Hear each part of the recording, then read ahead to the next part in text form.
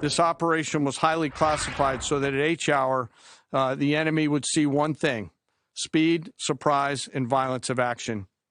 The first movers were U.S. Cybercom and U.S. Spacecom, layering non-kinetic effects, disrupting and degrading and blinding Iran's ability to see, communicate, and respond. Before missiles ever launched, the operation against Iran started with cyber. But how important is this electronic warfare, and how does the U.S. military go about pulling it off? Local technology expert and friend of the show, Stephen Miano, joining us this morning. Stephen, good morning. Thanks for joining us. When you heard about the conflict going on and this message brought to us by General Kane yesterday at the Pentagon, when you hear about the technology side that started before the first airstrike, before a missile was launched from those ships the other day, what was your thought on that? Were you surprised that this is sort of how it started? So, not really, actually. The U.S. government and governments around the world spend an inordinate amount of time preparing for these scenarios, researching vulnerabilities for their adversaries and even allies, looking for cracks in the infrastructure so that they can disrupt key systems if they need to. So this is kind of business as usual for the past 10 years or so.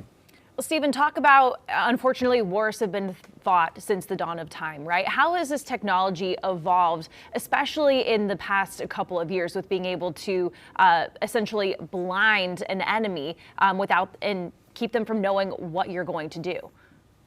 So one of the biggest shifts we've seen globally is the move from analog to digital, right? We all remember, like, walkie-talkies and old school phones and stuff like that. And all of those technologies are unencrypted. Anybody could tap in hypothetically and hear that. So as militaries have moved towards digital and encrypted systems, it opens up a number of flaws and vulnerabilities.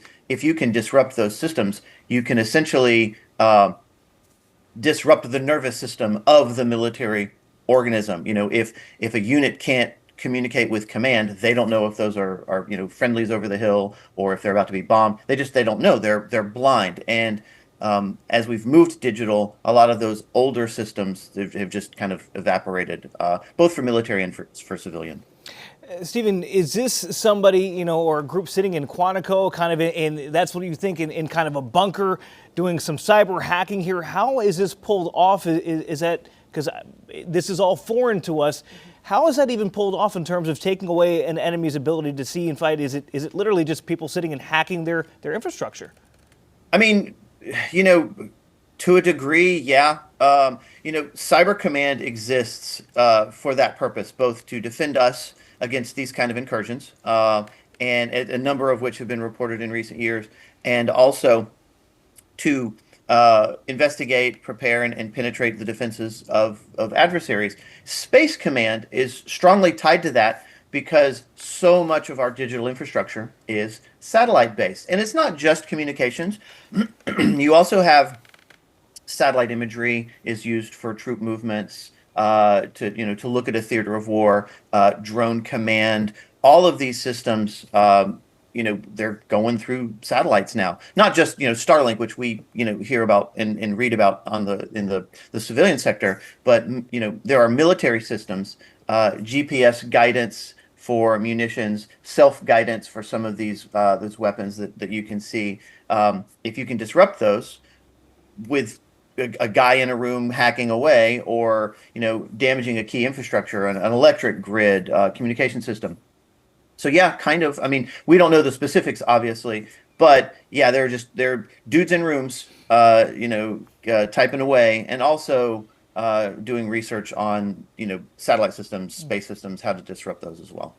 Stephen, we know there's two sides to every conflict. We know that there are minds, unfortunately evil minds, that could be in Iran that are planning retaliatory attacks, not only to the U.S. and our infrastructure, but even just our friends, our allies around the world, and Israel for one.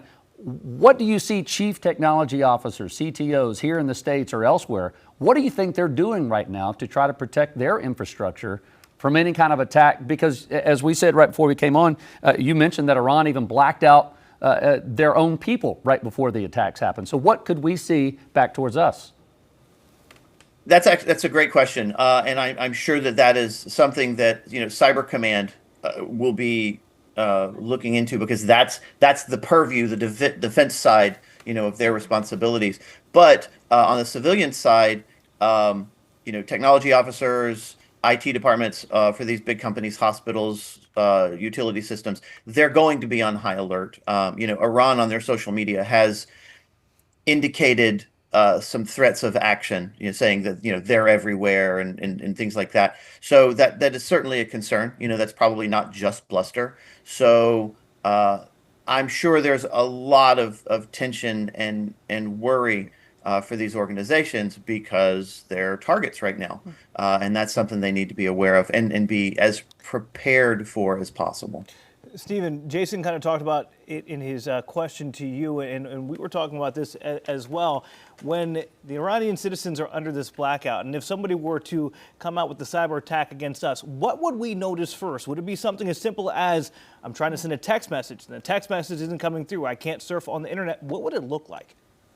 Yeah, so very possibly. We are so highly dependent on the internet for everything. This conversation, talking on the phone yesterday, those are all now digital systems. Credit card transactions. So what you would start to see is, credit card systems, you might not be able to fill up gas or buy your Slurpee. Phone calls will start dropping.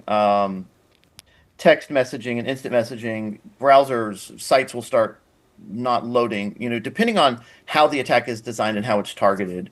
We talked a little bit yesterday that even, utility systems, feed systems for agriculture are tied to the internet, solar farms. The nation's power grid is not really a grid. It's a bunch of different smaller grids kind of tied together through internet and telecommunications. So we'd start seeing day-to-day disruptions. And then it would get worse from there. It also depends on if it's a military-focused attack or a civilian disruption, because those military systems also on the internet, but they're going to run in a different space than, say, your WhatsApp or your Facebook Messenger or whatever. Yeah, certainly some interesting stuff to think about, bringing us inside a world that is way beyond our scope of intelligence, Stephen, and that's why we bring you on. So thank you so much for talking with us this morning. Thank you, guys. Ted? Queen City News Plus. Just search Queen City News on your smart TV's app store.